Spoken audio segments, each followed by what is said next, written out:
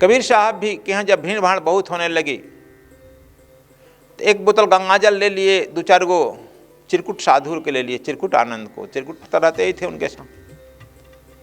और राजा वीर सिंह बघेल उनके शिष्य थे, उनके दरबार में गए। अब गेट पाल दरबान रुकेगा, भाई गुरु आए, लेकिन लड़खड़ा रहे थे और बोतल से कुछ पी रहे थे, गिरा रहे थे, पी रहे थे, गिरा रहे थे।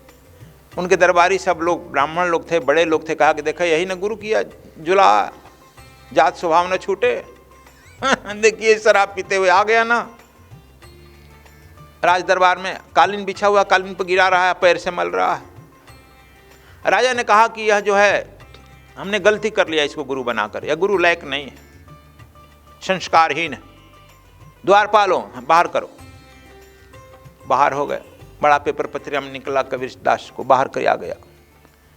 वो कहे कि अच्छा इज्जत बचा, अब भीड़ भाड़ नहीं होगी, अब कोई आएगा नहीं ना।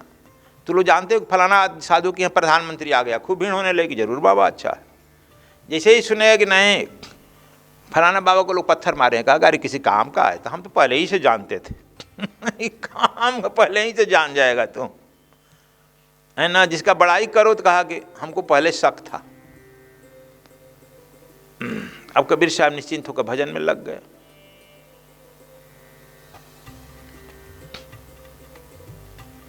चलते वक्त दरबान पूछा कि मौल क्यों रहा है अल्लाह पर। कहा तो उनके मुंह से निकल है कि हमारे एक शिष्य है पुरी में, पंडा फलाना पंडा, राम सुधाकर पंडा, उसके घर में आग लग गया है, मैं बुता रहा था। महाराजा जो है अपने रानी से जाकर कहे कि यह जो हम तो गुरु को निकाल दिए हैं। औरतें ज़्यादा धार्मिक होती है कि क्या बड़ा आपने घोर अन्याय किया है। गुरु के साथ जो अपमान करता है तीनों लोक में कोई बर्दाश्त नहीं करता है, आप नरकगामी बनेंगे, हमको भी आप फेर में डालिएगा। कहा कि नहीं शराब पीकर मलता था। आप कैसे जानते कि शराब था कि अमृत था? और शराब पी कालीन पर मल रहा था। कहा था कि हमारे रामदास पंडा का घर में आग लगा।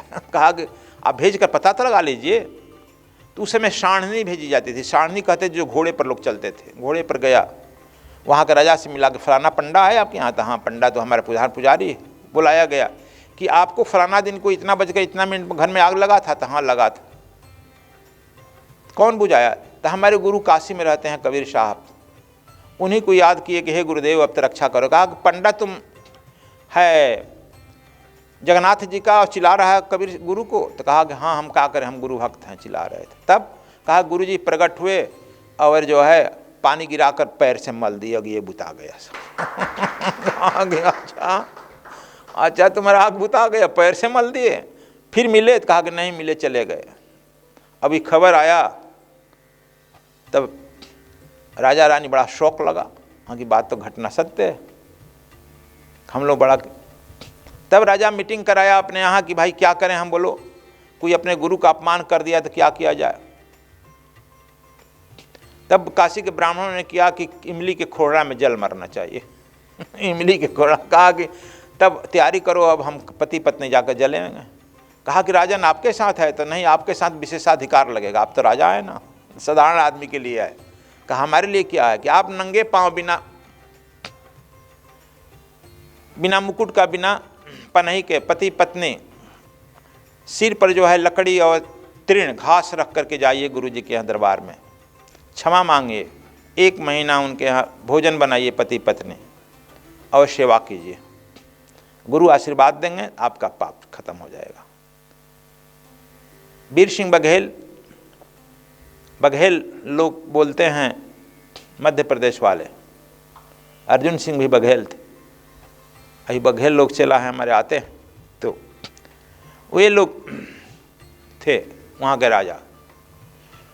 तो चलो यह लंबी घटना है, कथा है। इसके बाद जो है उनको कबीर साहब कहे कि गुरुजी ऐसा लीला क्यों करते हैं? तो क्या करे बच्चा, भीड़ भाड़ यहाँ लग जाती है, अब तू फिर आ गया, फिर भीड़ शुरू हो जाएगी ना।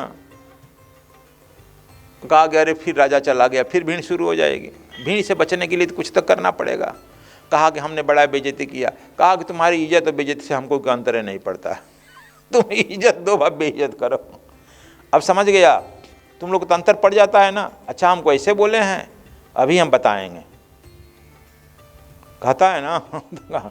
इसलिए कहो कि जब तक से तुम में यह भावना रहेगी तब तक से बड़ा गड़बड़ है भैया, इससे मुक्त हो जाओ।